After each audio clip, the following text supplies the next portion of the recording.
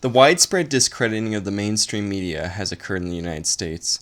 There are numerous events which were exaggerated or were outright fabrications. Events such as the Trayvon Martin incident, the Russian election intervention, and the Iraqi development of weapons of mass destruction. With each new fabrication, the prestige of the mainstream media declines. And before that, the widespread censorship of the internet in the Western world is more and more by the elite seen as the answer to this discrediting of the mainstream media. The rise of the alternative media meant that views outside of the Overton window were opened to a new audience. One of these worldviews, which grew in strength rapidly, was the worldview of the New World Order conspiracy. The New World Order conspiracy is nebulous, but a few underlying characteristics are discernible. There exists a society or set of secret societies which aim to create a single world government which will remodel culture and society in a very drastic fashion. In this book, which I am reviewing, A Culture of Conspiracy, Michael Barkun attempts to create a coherent historiography of the New World Order conspiracy theory. To some extent, he succeeds, but for the most part, he fails dismally and is highly suspect due to his own extremely overt political underpinnings and neurosis. Unfortunately, to my knowledge, there is yet to be a politically neutral historiography of the New World Order conspiracy theory and its phenomenon. So, for the layperson, understanding the New World Order conspiracy theory and all those who believe in it, and its impact upon American society, must be pierced together from partisan historiography such as this, and watching and reading conspiracy theorist works directly. Despite Barkun's egregious partisanship, as a historian, the typologies in the political science-based classification of the conspiracy theories in this book are pretty useful. The three most interesting typologies are the three levels of conspiracy, improvisational millennialism, and stigmatized knowledge. I don't want this review to focus on these typologies too extensively, but I'll describe them a little bit here. So I think the most important concept here, and it's pretty easy to wrap your mind around, is stigmatized knowledge. And stigmatized knowledge is not necessarily knowledge which is wrong, but it's outside of the Overton window. When somebody accepts one idea which falls within stigmatized knowledge, they have a tendency to accept various other ideas which are stigmatized knowledge. In the subculture of people who believe in conspiracy theories, various stigmatized knowledge ideas are given a higher level of authenticity within that subculture. So let's look at the alt-right for a second. So if you look at the alt-right, a stigmatized knowledge is the idea that there are differences in intelligence within races, or large biological differences outside of that, which also lead to different outcomes within life. So that stigmatized knowledge can lead to people accepting other stigmatized knowledges, whether or not those are right or wrong. So something like Holocaust revisionism, or Germany was justified in the Second World War, or segregation was justified. Those are different stigmatized knowledges that people within that subculture are more likely to pick up. So if you look at, say, a communist culture, a stigmatized knowledge would be like Holodomor revisionism. So then they would pick up, the United States does all these egregious war crimes, or, there's radical, unseen, systematic racism, like the cops do, and blacks really commit less crime than whites, but cops pick on blacks especially, and then all the crime statistics are falsified. So those are stigmatized knowledges within, say, far left spheres, right? Communist spheres. And if you look at like conspiracies, right, a stigmatized knowledge, you'd begin with, say, something like 9/11, and then you would move 9/11 revisionism, or 9/11 was an inside job kind of thing, and then you can move into other rapid conspiracy theories. So you would move into, say, like AIDS denialism, JFK, and like, maybe AIDS denialism is more dumb than like JFK was assassinated. But that doesn't matter because within the subculture, it's more likely to accept AIDS denialism or flat Earth as it is to accept the Oklahoma City bombing. They're both as likely, really, to accept the Oklahoma City bombing is an inside job. And what ends up happening in these cultures is people that have similar beliefs. So, like, libertarians usually have similar end goals or worlds. What they want to see from their political movement is actually similar to a lot of New World Order people. But mainstream libertarians will be rejected for not accepting stigmatized knowledge. Because within conspiracy theory circles, stigmatized knowledge is something that gives the holder of that stigmatized knowledge authenticity. So, conspiracy theory people are going, like, they'll throw out anything that's mainstream and binge on stigmatized knowledge. And you get this problem within these communities that overwhelmingly believe in stigmatized knowledge. So, Noam Chomsky, right? He's seen as a gatekeeper because he only accepts a little bit of stigmatized knowledge. Like, the United States is an imperial power, or like Israel and the United States, they're a leader like almost identical, or mainstream newspapers are highly propagandized and the media is unreliable. So those are things that are stigmatized knowledge that Noam Chomsky believes. But Noam Chomsky will be seen as a gatekeeper because he doesn't accept what's the more common stigmatized knowledge. So say 9/11 was an inside job. Conversely, someone like David Icke will have too aggressive or too hardcore stigmatized knowledge, like the idea of an international conspiracy of lizard people.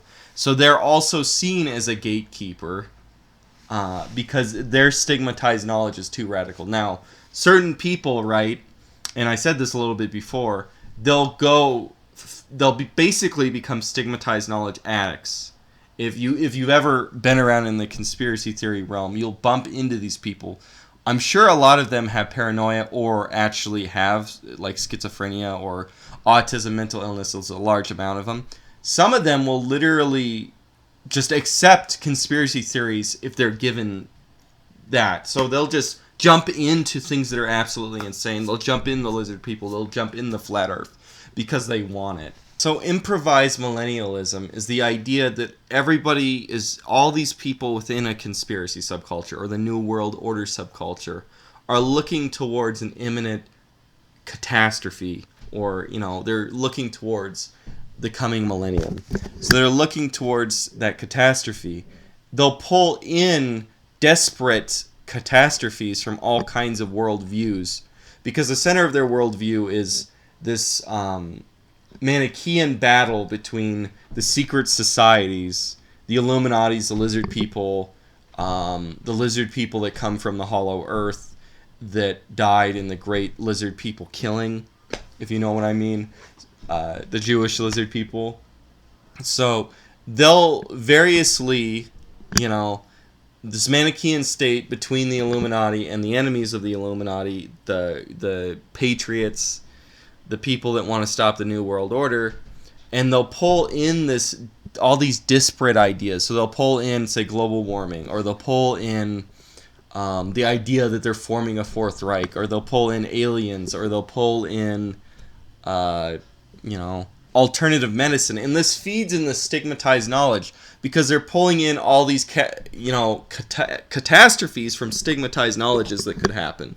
Like peak oil, or alien invasion, or, we're enslaved to grays, or, secret Fourth Reich being built. And they'll just shove them all together into this, like, montage of this catastrophe for their improvised millennialism.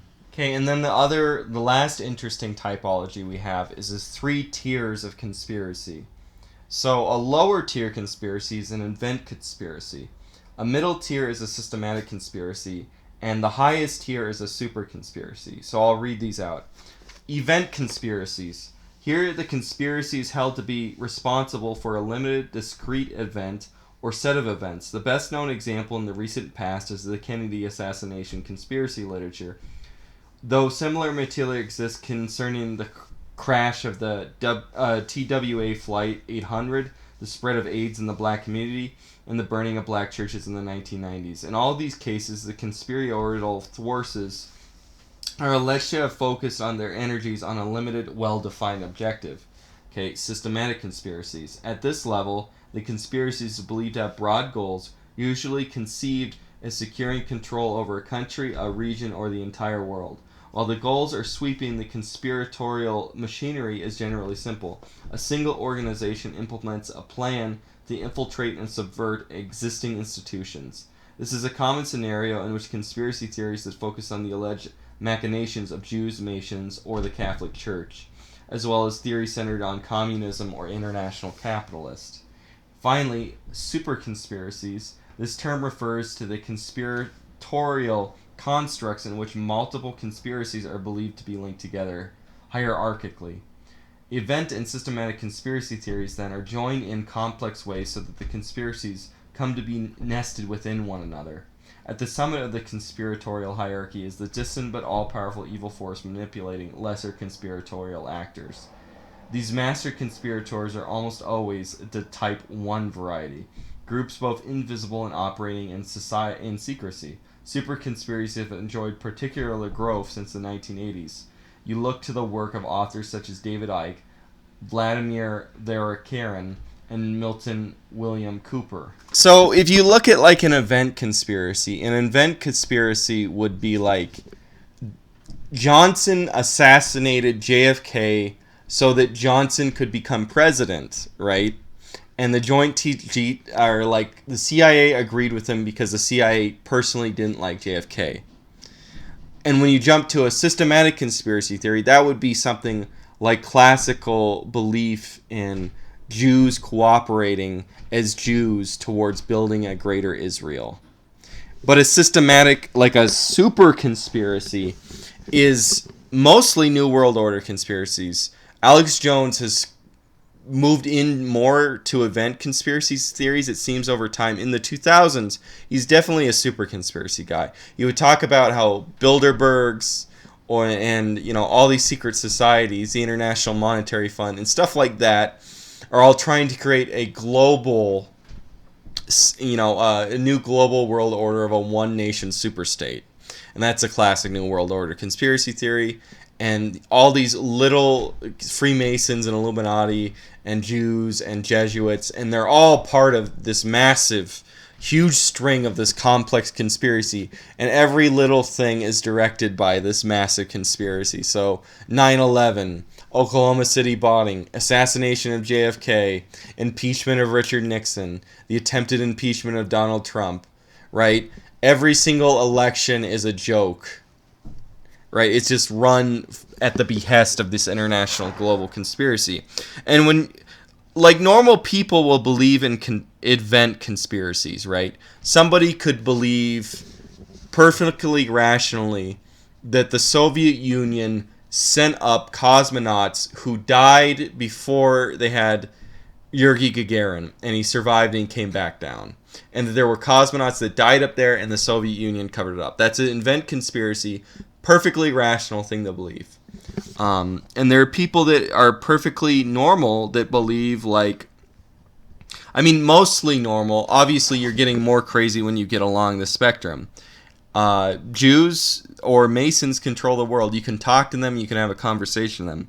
When you're getting to people that really do believe in super conspiracies, you're getting towards a tendency where you're more and more likely to run into people which are not mentally stable. They see every little thing as something run by this giant conspiracy, and that there are no independent actors. I think a higher level beyond super conspiracy, to the point where you have pure insanity, is like people that actually believe in things like gang stalking, that there are groups of people that are surrounding them. And it's problematic because in the age of the internet, these conspiracies can spread like this, and you're getting rapidly above into super conspiracies, and you have mentally unstable people and paranoid people and schizophrenics who are jumping fully in to stage 3 and finally into stage 4 where you get to something like gang stalking, or to this monomaniacal entire world is surrounding them. It's a conspiracy centered on them. And that would be beyond his tiers. That would be like my personal like tier 4 megalomania. After Barkun lays down his typology, he begins to describe how the New World Order conspiracy and the subculture surrounding it began to form. It is a decades-old process which involves the overlapping layers of stigmatized knowledge coalescing in various fringe communities within the Anglo-Saxon world. These included Christian fundamentalists, spiritualists, its spiritualism succession, which is the New Age religions, and the far right. Though the concept of stigmatized knowledge explains the idea of a shadowy political conspiracy theory started to incorporate elements of New Age religions, ufology, and Christian dispensationalism. Because that's part of stigmatized knowledge is like Christian dispensationalists. So people that think we're in the end times and they're actively mapping out the end times into current political events. That's stigmatized knowledge, so it's incorporating new age religions, or not new age religions, sometimes though, right? But Freudian slip there, they're incorporating all the stigmatized knowledge, and they're more likely to move into the New World Order subculture, or the general conspiracy subculture, just as much as somebody who believes in ufology. Because that's kind of interesting as he talks about this a little bit in this book. But when you'll see, if you read through a history of ufology, and I have one called like The Lure of the Edge, is early ufology attempted to be an actual science. But as time went on, it would get sucked into like the Area 51 conspiracy theory or lizard people conspiracy theories, and ufology and how abductionism became more and more prominent. It got sucked into this, and it generally fell into a general conspiratorial subculture, if that makes sense. Once Barkun describes the history of the modern conception of the Illuminati and New World Order conspiracy theory, his chapters break up into examinations of topics and themes he finds relevant to that concept. From here, his neurosis starts to become ever more apparent, and his research likewise seems more suspect. Although he only has one chapter set explicitly to discussion of anti-Semitic conspiracies. I mean, the guy's Jewish. Let's just say this right here, guys. The entire book devolves into that obsession that every single conspiracy is anti-Semitic in nature, and despite how distant it may be from Judaism, and how much the advocate insists that it is not anti-Semitic, and it clearly somebody like David Icke is not anti-Semitic, or how philo-Semitic somebody like Alex Jones may be, the advocate of that conspiracy theory is ipso facto anti-Semitic in Barkun's eyes because of his extreme neuroticism. Maybe he's a stage 4. Christian dispensationalists, for example, are anti-Semitics for having a Jewish Antichrist, which is explicit in the Bible, but for discluding Jews from salvation in the Christian religion. So this guy, Barkun, says Christians are all anti-Semitic because Christians are saved by Jews aren't. So that is his level to describe someone as being anti-Semitic, right? Numerous believers in the New World Order conspiracy actually, this is something I didn't realize until I read this book. They do believe in the protocols of the Elders of Zion. And they actually believe that the Illuminati created the protocols of the Elders of Zion basically to create anti-Semitism as a cover. David Icke explicitly believes, and I didn't realize this until I believed in this book, the protocols of the Elders of Zion were written by the New World Order to create anti-Semitism, to debunk people that believe in the New World Order and defend themselves. The irony is, Barkun, even though David Icke is being philo-Semitic, just says David Icke is an anti-Semite and he's having all these complex stuff saying being philo-Semitic to cover up his anti-Semitism. That's how neurotic Barkun is. That's how far he is into his own stage 4. Because apparently knowledge of the existence of the protocols of the elders of Zion outright makes somebody anti-Semitic, right? Again, this goes into E. Michael Jones stuff. The Jews can say they control Hollywood.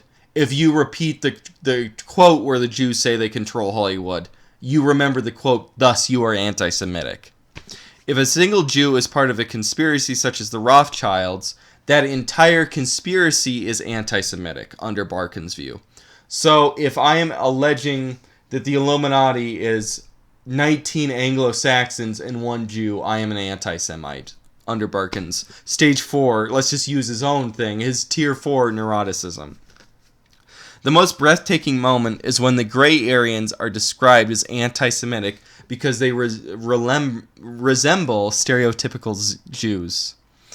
I mean, his neuroticism gets to such extent that right here he says, the evil grays are dwarfish with grotesque features, not unlike stereotypes of the short, swarthy, hook-nosed Jew of European anti-Semitic folklore.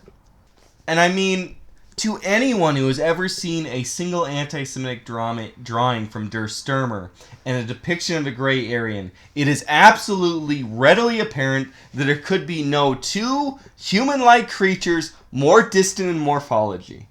The book is so overwhelmingly contaminated by Barkun's Jewish neurosis that the book becomes worthless as a historiography.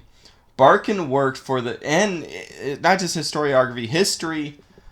It's just almost worthless. Barkun worked for various anti-hate organizations and the FBI.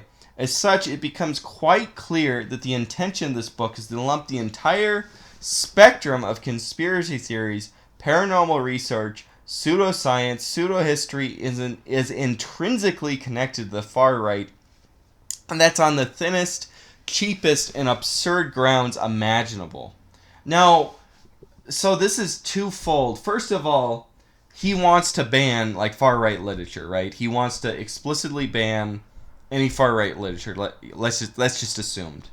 Because knowledge of the protocols of the elders of Zion, knowledge of his existence means you're an anti-Semite under his worldview. He explicitly says that in the book, essentially. So he wants to ban all far-right literature, and that means by implication he extends all, as I listed, conspiracy theories, paranormal research, pseudoscience, pseudohistory, all these things, this stigmatized knowledge, if you will. This needs to be banned, just like far right-wing literature. He wants to ban it all. And then there's a second one, and he's slurring, flat Earth and human biodiversity are, just as likely, right? They're just as suspect, right? A realistic history of South Africa is just as suspect as AIDS denialism in Barkun's worldview. And they both have to be slurred against, right? They have something that's much more defendable, like human biology, has to be slurred and it's identical to the flat Earth, right? And we have to ban both of them. We have to censor both of them. So that's Barkun's worldview.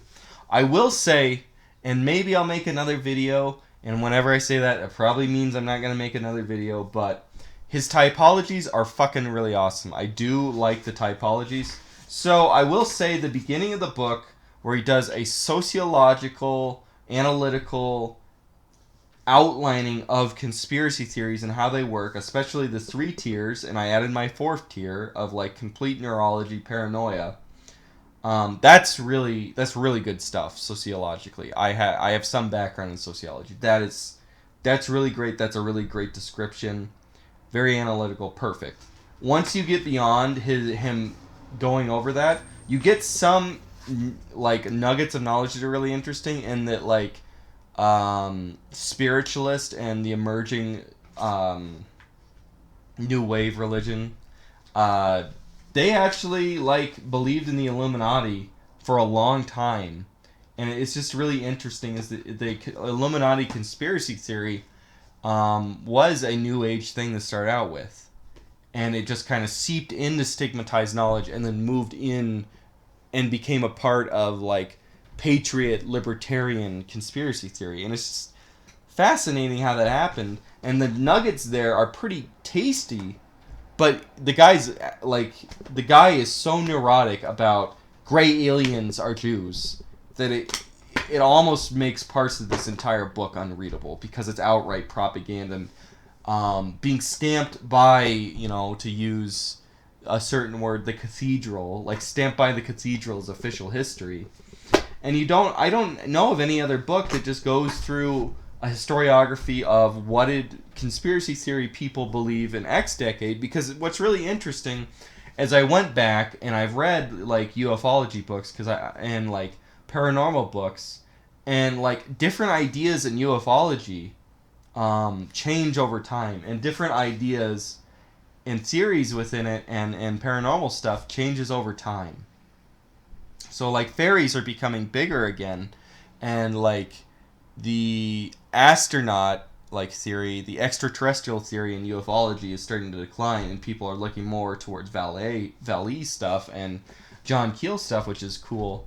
So I'm more interested in that, or like, people don't really believe in the black helicopter thing, but in the 90s, New World Order conspiracy theorists really believed that there was government agencies that nobody knew about that were riding around in black helicopters, and inside the black helicopters were men in black. And like men in black seeped over independently, and men in black started in ufology, seeped over in the 1990s into libertarian, traditional patriot, New World Order conspiracy theory. And I found nuggets like that just really interesting. So the men in black exist both within ufology, and like a Vallée type person, an ultra-terrestrial believer or proponent like Keel, he'll say Men in Black is not a government organization. It is like basically like a fairy masquerading as a false government organization to fuck with people. But a New World Order conspiracy person will say Men in Black is actually an unmarked secret government organization that we don't know about. And that's really fascinating to me as an historian and historiography. But all I have is like this 200-page book which is saying gray aliens are anti-Semitic, and that just sucks. Anyway, have a great day, you guys. Pretty long and rambly video, but I'm really interested in this stuff.